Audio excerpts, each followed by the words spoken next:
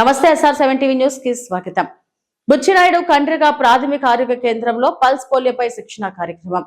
June నెల 28వ తారీఖున జరిగేటువంటి పల్స్ పోలియో కార్యక్రమంపై తిరుపతి జిల్లా బుచ్చినాయుడు కండ్రిగా మండలం ప్రాథమిక ఆరోగ్య కేంద్ర వైద్యాధికారి డాక్టర్ మురళీధర్ రెడ్డి మరియు ఆరోగ్య అధికారి డిఎన్ వెంకటేశ్వర్లు మండలంలోని అంగన్వాడీ కార్యకర్తలకు, ఆశా కార్యకర్తలకు, ఆరోగ్య సిబ్బందికి శిక్షణ కార్యక్రమం నిర్వహించడం జరిగింది.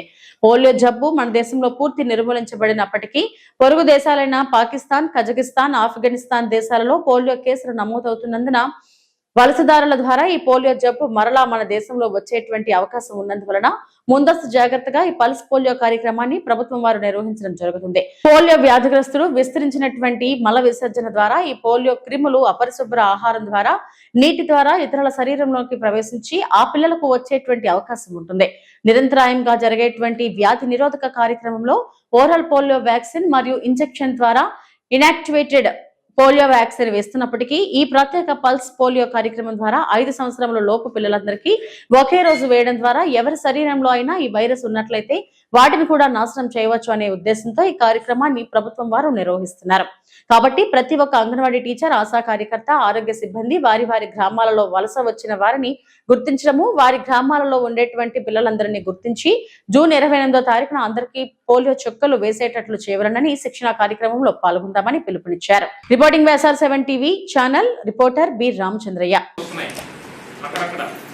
మన ఇండియాలో కూడా మేఘాలయలో 2024లో వచ్చింది వ్యాక్సిన్ వేసినప్పటికీ. ఎందుకంటే కొంతమంది పిల్లలు ఉంటారు. ఇప్పుడు ఒక HIV కేసు లాస్ట్లో కనిపెట్టినారు HIV ఉందని. ముందే కనిపెట్టి ట్రీట్మెంట్ ఇవ్వాలి. గర్భిణీ ఉన్నప్పుడే నెల ముందే ట్రీట్మెంట్ మొదలు పెట్టుకున్నారా, అదేదో మిస్ అయింది. బిడ్డ పుట్టేనాడు, HIV వచ్చేసింది బిడ్డకి. అప్పటికప్పుడు బిడ్డకి ఆ టానిక్ ఇచ్చినా కూడా 9% మళ్ళీ వచ్చేస్తుంది బిడ్డ కూడా HIV. ముందు నుంచే కనిపెట్టున్నారు. ఇప్పుడు ఆ బిడ్డకి లోపల పోలియో వైరస్ లోపల వచ్చింది అనుకోండి. ఇప్పుడు కొన్ని కంట్రీస్లో ఇంకా ఉంది పోలియో వైరస్. పాకిస్తాన్లో ఉంది, మన పక్క దేశమే. పాకిస్తాన్ మన పక్క దేశమే. మ్యాప్లో చూస్తే పాకిస్తాన్లో పోలియో ఇంకా ఉంది, మామూలుగా వైరస్ ఉంది. దాని పక్క దేశం ఆఫ్ఘనిస్తాన్ కూడా పోలియో వైరస్ ఉంది. సో ఇంకా కేసులు వచ్చే అవకాశం ఇప్పటికీ ఉంది. ఇప్పుడు చాలా మంది వీక్ అయిపోతున్నారు. కరోనా తర్వాత పిల్లలు కొంచెం బలహీనంగా, ఇమ్యూనిటీ ఎవరిలో ఎప్పుడైనా రావచ్చు మళ్ళీ పోలియో వైరస్. అర్థమైనా? బాగా మనం వ్యాక్సిన్ వేసి పిల్లోడు బాగా ఉంటే వాటికి ఏం కాదు. కొంతమంది ఎక్కడైనా వ్యాక్సిన్ వేసినప్పటికీ అది ఇప్పుడు పనిచేయక సరిగ్గా ఇమ్యూనిటీ ఏర్పడలేదు అనుకోండి బాడీలో. వ్యాక్సిన్ వేసినప్పుడు ఇమ్యూనిటీ ఏర్పడుతుంది. రోగ నిరోధక వ్యవస్థ పోలియో వైరస్కి సంబంధించి ఆ శరీరము ఇమ్యూనిటీ అనేది డెవలప్ చేసుకోలేదనుకోండి, అట్లా పిల్లలు వ్యాక్సిన్ వైరస్ మళ్ళీ పుట్టచ్చు. కొంచెం మార్పులు చేరుకుంటాం. ఇంకోటి, మీరు వ్యాక్సిన్ ఎక్కడంటే వేసారు అనుకోండి, వాటర్ పైన ఈ గుర్తు ఉంటుంది. ఈ గుర్తుల్లో ఎన్ని రకాలు ఉంటాయి? ఇవి 4 ఉంటాయి. ఇవి 2 యూజ్ అవుతుంది, ఇవి 2 యూజ్ కాదు. వీవి పైన ఉండేటటువంటి ఈ వైట్ క్లియర్ గా వైట్ గా ఉంటే, చుట్టూ బ్లాక్ లోనో బ్లూ లోనో ఉంటే మధ్యలో వైట్ గా ఉంటే అది వేయచ్చు. లైట్ కలర్ గా ఉన్నా కూడా వేయచ్చు. 2 కలిసిపోతే లోపల ఉండే వైట్, చుట్టూ ఉండేటటువంటి బ్లూ కలర్ కలిసిపోయినా, ఈ లోపల ఉండే వైట్ ఇంకా థిక్ కలర్ లోకి మారిపోయినా ఇది నో యూజ్. ఇది గుర్తు పెట్టుకోండి.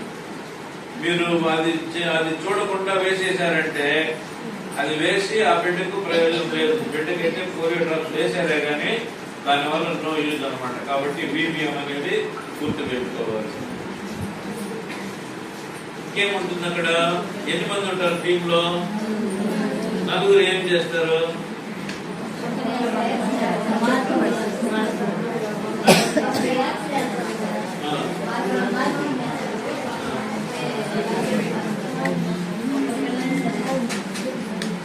ఒకరు ఫస్ట్ మొదట వాళ్ళని ఎక్కువ మందిగా ఉన్నారంటే వాళ్ళని లైన్ లో నిలబెట్టాలి. ఒకరు మళ్ళీ ఏం చేయాలి?